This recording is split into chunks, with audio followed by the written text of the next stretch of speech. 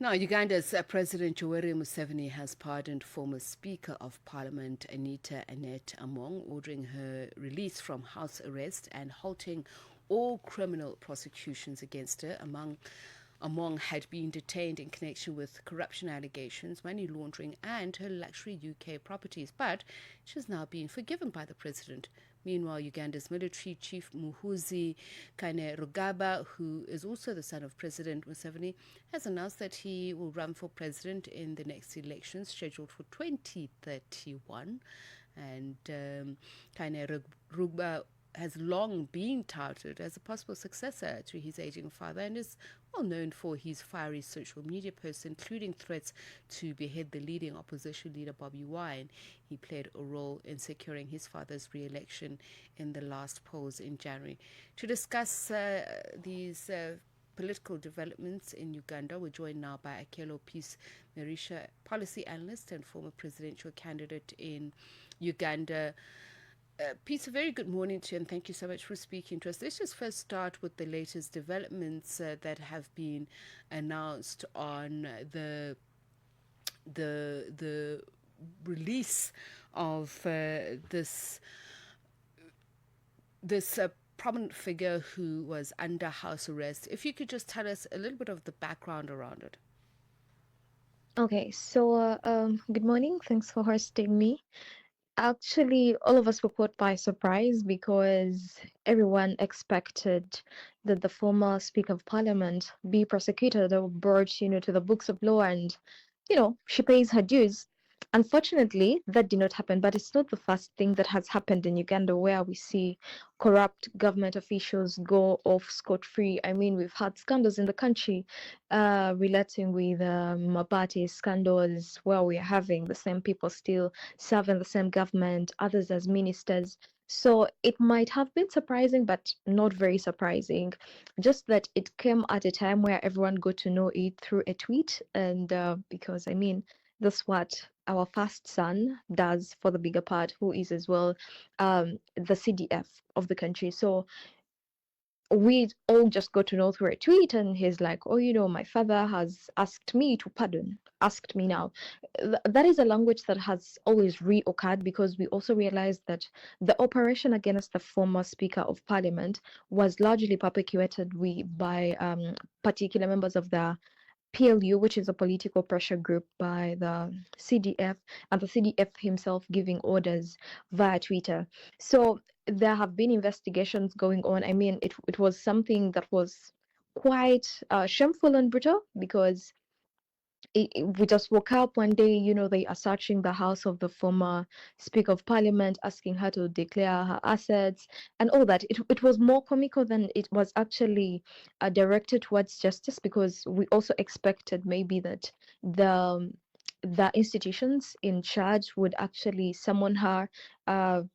She's arraigned in court. That did not happen. We just saw, her houses being searched, and then all of a sudden she was under house arrest and other allegations having it that she's probably sick. So yeah, that's what has been happening, and every Ugandan has been looking forward until the president had to pardon her. It also comes at a time where it's quite controversial because the government of the Ministry of Local Government is also trying to tackle corruption through, going district per district, arraigning teachers, local government workers, asking them about, mismanagement of funds at local government headquarters in government schools. So it's quite a scandalous initiative that is happening in the country. And also the president actually came out and issued a letter in support of what the ministers for local government are doing.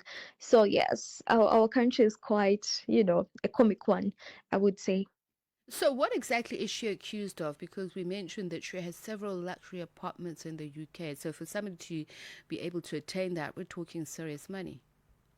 Okay, so I would also want to take us back a little bit. I think it was 2024, around July, yes, when young people chose to march to parliament and they were asking her to resign because, of alleged corruption scandals, yeah. Now, her charges have also not been brought to the public. in the most transparent and honest way.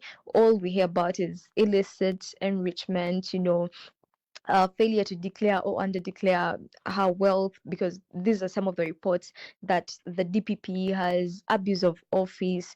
And I mean, her former personal assistant is also in prison currently because, of the same charges.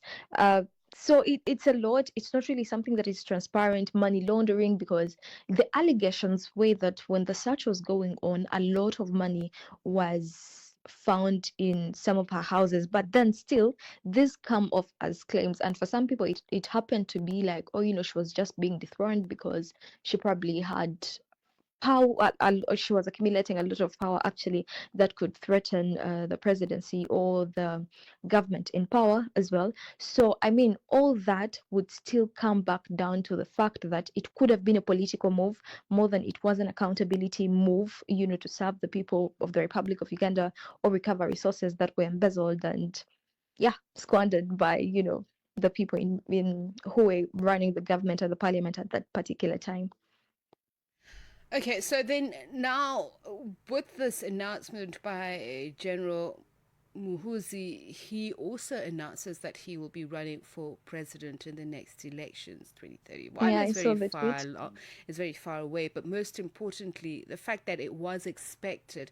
Why choose this moment now? Why declare it so soon, though? Um, I would say for the bigger part of the tweets that come from the CDF are more like tweets that are meant to stir the emotions of the people and maybe to always check Ugandans if how they would react actually. Because I mean, we've seen a number of these funny tweets. It was not until I think late last year that he said he would be stepping down and he wouldn't be running for presidency. Yeah, but the whole entire time when the campaigns were happening, I mean, the people around him, people from his political pressure group, were like, oh, he's going to run for presidency. He's going to be the next president of the country. So, yes, I would say that the tweets majorly are for like a check. I mean, like I said, our country is more comical in the sense. So we are driven by people who are quite emotional and they want to always check our emotions by putting particular tweets out there, because it's not the only threatening tweet that he has made, and I don't think it's the first time that Ugandans have encountered such a tweet. Yeah, because he has said it in other ways. It might have not been like it was exact that it's going to be 2031, but he has always said, oh, I'm going to be the president of this country. Oh, we are from the bloodline of, Christ.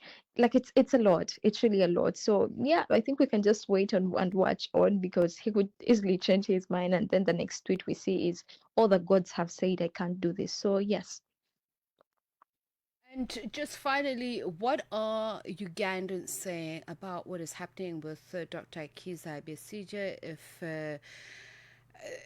and I'm just wondering about the possibility, given the fact that we understand that he is in hospital unresponsive, collapsed at trial, and he's therefore unable to conduct his own defense. What are the possibilities, do you think, of the president releasing him and extending his forgiveness to Dr. Kiza Besija? Well, I think that would largely as well depend on the president. That's one.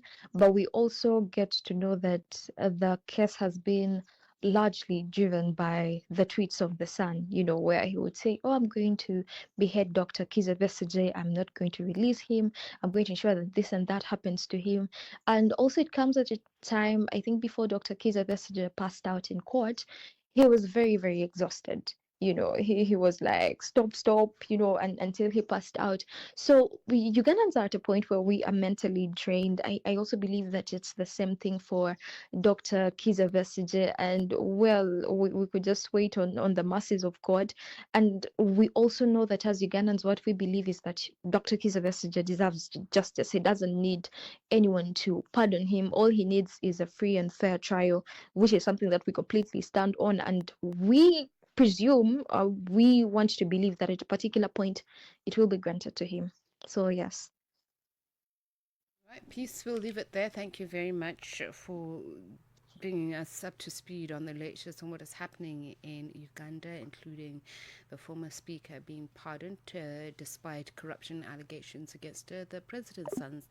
General Muhoozi Kainerugaba announcing that he will run for president in 2031. That's when the next elections are scheduled. And also speaking about the fate of Dr. Kiza Besije, the opposition leader who has been imprisoned under conditions that have raised many concerns around human rights issues. And that's Akello Peace Merisha, policy analyst and former presidential candidate in Uganda.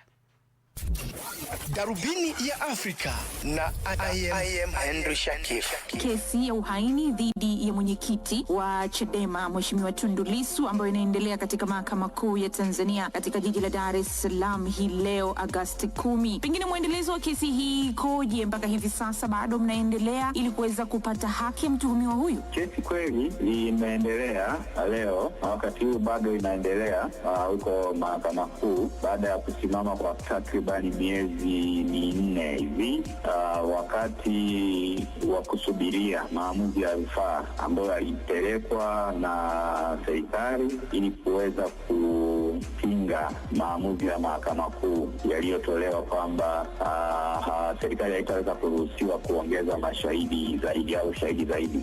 Darubini ya Afrika kila Jumatatu hadi Ijumaa kuanzia saa 11 kamili hadi saa 12 kamili jioni majira ya Afrika ya Kati. Where Africa's morning finds its voice. Rise and shine with Sepiso Makwetla and Peter Ndoro. The African Perspective. 21 minutes past 7, Lesotho's Prime Minister Sam Matekane is at the center of controversy at the Madlanga Commission of Inquiry in South Africa this after South African businessman and attempted murder accused Muhoozi Kainerugaba claimed they had a deal to establish a private VIP security firm for the Prime Minister's protection.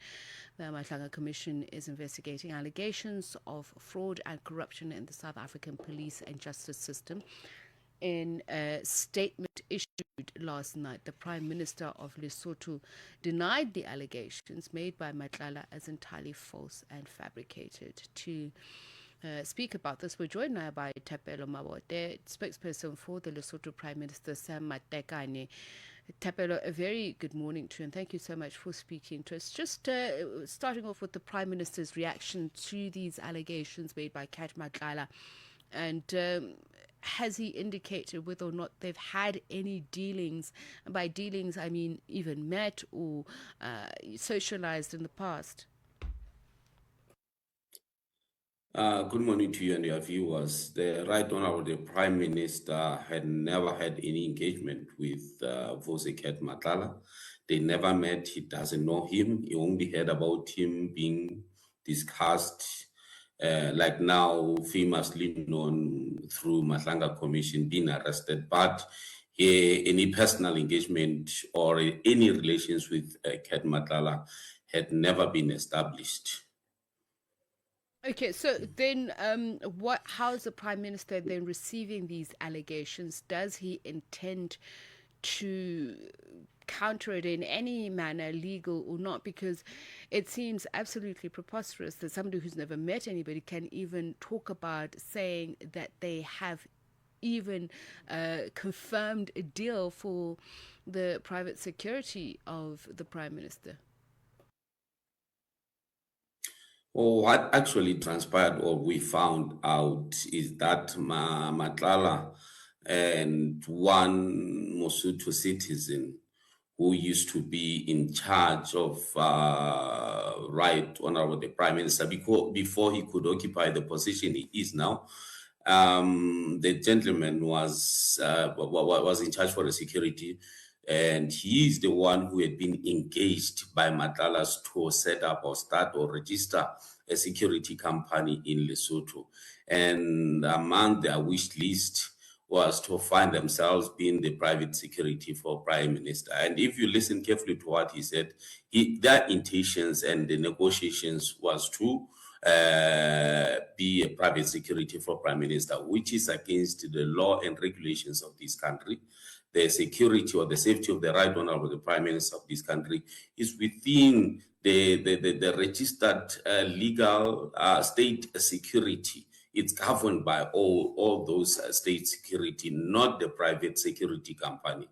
Matlala and that Mosotho citizen established and registered, engaged to start the company in Lesotho, and they have their wish list as they registered the company. And you could see that the likes of Suleiman Karim, who is online or somehow related to Ket Matlala, they even had another company with another Mosotho being registered in Lesotho.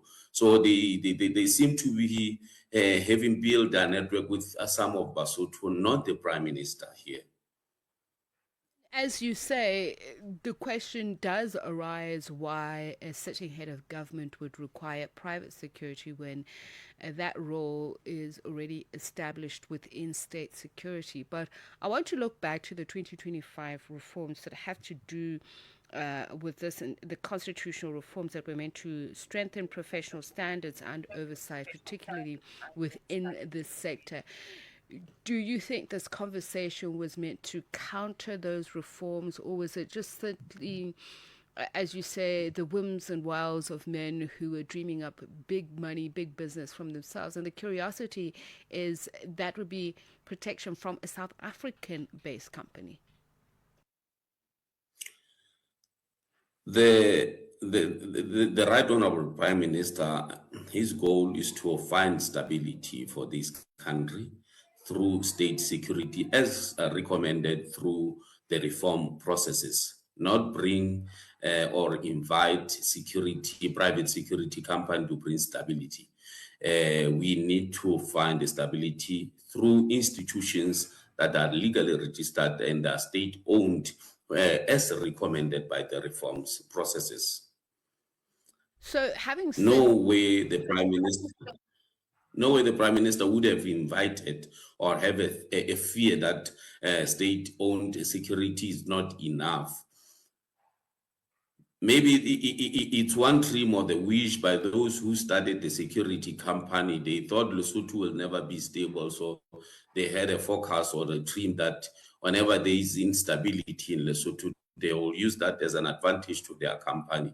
Of which it was just a dream. The Prime Minister wants to see Lesotho safe for all the citizens, safe for everyone to come visit Lesotho, using the state-owned security, following all the legal rules, following all the laws that govern this country.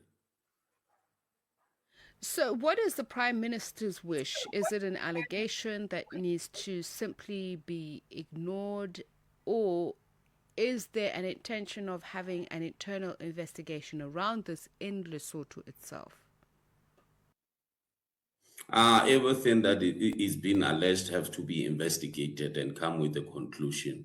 And I'm happy that Mandlanga will also assist with the investigations or the processes that they are flowing, because the truth will come out and it will reveal what exactly happened. Where would that investigation focus? Because firstly, we have to look at our internal issues before we can go out. One would say, where is that Mosotho registered the company with Ket Matlala? What is the intention? Then you start going abroad or outside the country after doing your own research and reviewing everything that is being alleged, because it's true that he registered the company with the Mosotho citizen. So he needs to be brought forward and answer all these allegations. And the terms of reference of this investigation, is it something that has been fleshed out, or it's still in the design stage? No, that one can be implemented or being directed by those legally authorized to do so. Okay, so what I'm trying to establish is that it's still an intention, the process has not begun. I'll respond to that, whether it's an intention, but it's something that needs to be done by the security institutions and everyone who's involved, alleged to have been part and parcel of all this. Okay, thank you very much for speaking to us. There is no way you can just leave. There is no way you can just leave this issue lying after the prime minister had been alleged to have been part of this. Yet he's refusing. He said, "I don't know Ket Matala." He had never met Ket Matala. So the fact is that Matala registered a security company with someone here in Lesotho. Okay, thank you very much, Tapelo Mabote, spokesperson for Lesotho's Prime Minister Sam Matekane, on those allegations coming out of Vusimusi Cat Matlala at the Madlanga Commission. 7:30 it is.